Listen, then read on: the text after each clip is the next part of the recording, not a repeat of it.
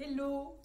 Il est temps pour moi de vous parler de ce robot aspirateur de chez Shark, donc qui est doté de l'intelligence artificielle et que j'ai eu l'occasion de tester. Donc, je vais déjà vous faire part de ses fonctions,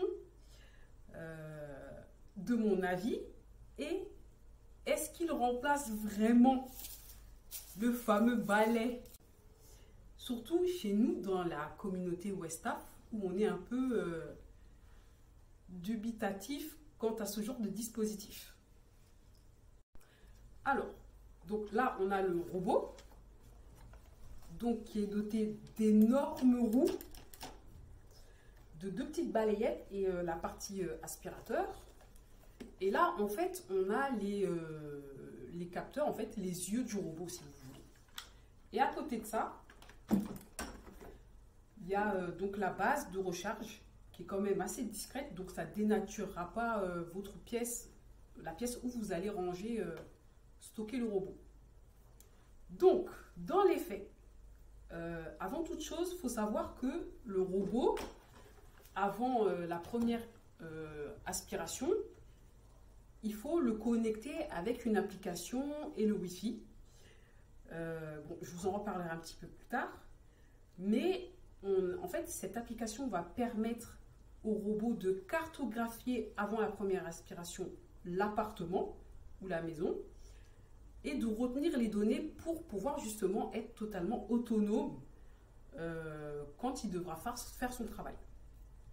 Une fois que ça c'est fait, l'application qui va bien va permettre plusieurs fonctionnalités. Alors, la première, c'est programmer les jours d'aspiration, en fait, de la maison. Le temps, le mode, si c'est une aspiration courte, rapide ou plus poussée. Et ça, clairement, c'est pas mal si on a un emploi du temps plutôt chargé, si on n'est pas à la maison, etc., etc. Donc ça, c'était la présentation globale. Donc, au niveau de la cartographie, je vous avoue, quand j'ai chargé l'application et que j'ai paramétré pour qu'il fasse le tour de mon appartement, je me suis dit, non mais, il y a des meubles partout, il y a des tapis, il y a des chaises, il y a les portes et tout et tout. Bon, on va bien voir ce que ça a donné. Il a fait son tour pendant à peu près 45 minutes, où effectivement il a fait le tour de toute la maison, c'est-à-dire le salon, la cuisine, la salle de bain, les chambres, couloirs. Et après ça, une fois que c'était terminé, c'est comme si j'ai reçu un rapport, une carte de mon appartement. Et je peux vous assurer, d'ailleurs je vais vous mettre les images après, qu'il a vraiment établi un plan mais précis, à la porte près, à la chaise près, au meuble près de mon appartement. C'était mais hallucinant, vraiment c'était fou. Donc une fois cette partie terminée, pour ma part, ma famille, on est souvent à l'extérieur parce que nous travaillons, les enfants sont à l'école. Donc j'ai programmé l'aspiration 3 fois par semaine. De façon automatique, c'est-à-dire à 10 heures, tel jour et tel jour. Une fois que j'ai programmé ça, il s'est passé 2 jours où je me suis plus souciée de l'aspirateur parce que je ne l'ai pas mis en fonction, que j'en avais pas besoin. Le premier jour où il était programmé pour l'aspiration, il s'est déclenché tout seul. Il a fait son petit tour, mais conformément à la cartographie qui était déjà, comment dire, enregistrée dans la mémoire. Et il a vraiment aspiré correctement la maison. Il se prenait la tête même dans les endroits les plus compliqués, tournait bien autour des pieds des chaises, etc., etc. Monter sur le tapis, surtout que le tapis il est quand même assez épais. Et bon, il faut voir aussi qu'il a quand même les roues qui vont bien avec. Hein. C'est vraiment des belles roues. C'est pas du gadget, quoi. Bon, il a fait son petit tour. et très sincèrement, j'ai été bluffée par la propreté. Bon, après, ma maison n'était pas non plus...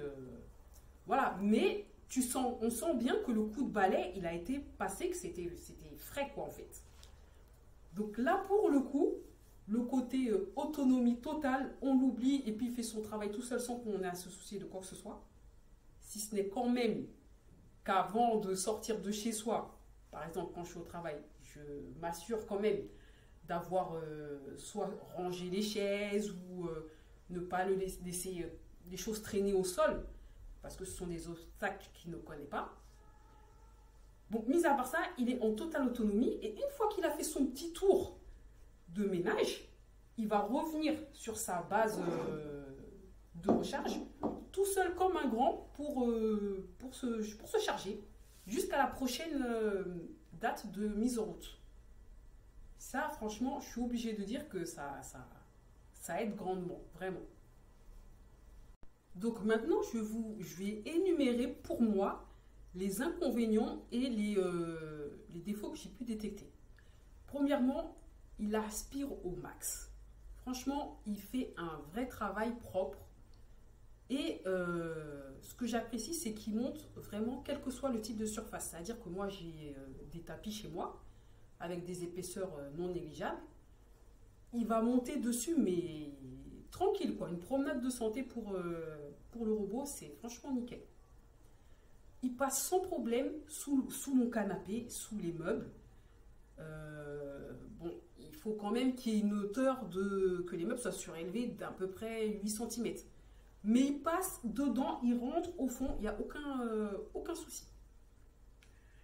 Je l'ai également mise à l'épreuve sur les cheveux, c'est-à-dire qu'un jour, je m'étais peigné les cheveux et j'ai ordonné depuis mon téléphone qu'il vienne aspirer ma chambre parce qu'il y avait des résidus de cheveux tombés au sol. Et il y en avait pas mal. Dans la seconde qui suivait, l'aspirateur est sorti de son socle de charge. Il est venu dans ma chambre. Il a aspiré ça, nickel chrome. Il n'a pas laissé un seul cheveu. Donc ça, c'est quand même quelque chose d'important parce que les cheveux, c'est relou. Et il le fait proprement. Ensuite, j'apprécie grandement la fonction programmation à distance en termes de jours, de temps. C'est franchement aidant, notamment pour les gens actifs, quoi. Donc, globalement, je suis obligée de dire que j'en suis plutôt ravie et même conquise. Ensuite, j'apprécie grandement la fonction programmation à distance en termes de jours, de temps. C'est franchement aidant, notamment pour les gens actifs, quoi. Donc, globalement, je suis obligée de dire que j'en suis plutôt ravie et même conquise. Maintenant, j'ai détecté quelques inconvénients, bon, qui restent mineurs, mais quand même. Alors, la première chose, c'est quand il s'agissait de la première utilisation et de la connexion avec la Wi-Fi, j'ai galéré. Je ne peux pas vous dire pourquoi j'ai galéré, mais j'ai galéré pour connecter le robot à mon téléphone au Wi-Fi. Ça m'a pris quasiment une nuit. Ok. Ensuite, je constate que, bon, ça me l'a fait une fois. Il y a une des balayettes qui s'est enlevée à un moment donné au cours de son aspiration. Je l'ai refixée, mais le problème s'est produit qu'une fois, donc je ne vais pas forcément m'en tenir rigueur pour ça. Après, ah oui, je constate qu'il a des manières un peu bizarres, même s'il a cartographié l'appartement, il fait des passages un peu impromptus, c'est-à-dire qu'il va aller dans la salle de bain, il n'aura pas fini, il va aller dans la chambre, puis revenir dans la salle de bain. Je ne sais pas pourquoi. Bon, la finalité, c'est que tout soit propre. Ça l'est, mais bon, c'est bizarre. Et voilà, en gros, pour les défauts que je lui trouve. Bon, voilà, ça reste franchement raisonnable pour ce que c'est, clairement. Maintenant, la grande question. Est-ce qu'un robot comme ça remplace le balai africain ou le balai? Est-ce qu'on peut s'en passer? pour dire vrai et mon opinion, honnêtement, je suis obligée de passer le balai parce que vous avez vu la forme du robot, c'est rond. Chez moi, les angles sont droits. Donc forcément, les coins, faut que j'aille les nettoyer. Où il y a des recoins, je sais pas, par exemple, derrière, enfin sous le radiateur et tout, enfin, il faut passer quand même un coup de balai. Maintenant, quand je fais le constat d'une semaine avant, sans que j'ai le robot, c'est pas pareil. Parce que, en gros, je fais le gros ménage le week-end avec le balai et tout. Et la poussière que je récolte est franchement minime par rapport à ce que je pouvais récolter avant d'acquérir ce robot. Donc, clairement, il y a une différence. Maintenant, moi, je reste quand même attachée au balai traditionnel, en fait. Parce que, bah, de toute façon, ça va dans les coins. Et que, malgré tous les avantages qu'a ce robot, je veux dire, le travail manuel reste quand même le plus précis pour moi. Donc voilà mon avis. Maintenant, je sais que je vais par exemple me faire opérer dans 2 mois, où j'aurai la jambe totalement immobilisée, minimum 1 mois. Et là, on est bien d'accord que le robot, clairement, il va être super utile et indispensable. Voilà dans les conditions. En fait, ce que je veux dire, c'est que ça reste utile dans plein de circonstances. Il suffit qu'une personne perde de sa mobilité. Ce type de robot, ça peut être que génial. Pour des actifs qui ne sont jamais chez eux, ce type de robot, c'est génial parce que tu peux programmer à distance le coup de balai. Quand tu rentres chez toi après le travail, tu es bien content que chez toi soit propre, que le sol soit nickel, etc., etc.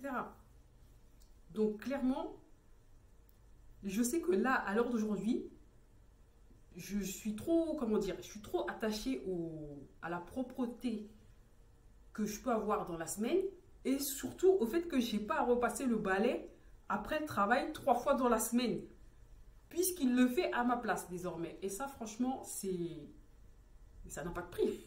Ça n'a pas de prix.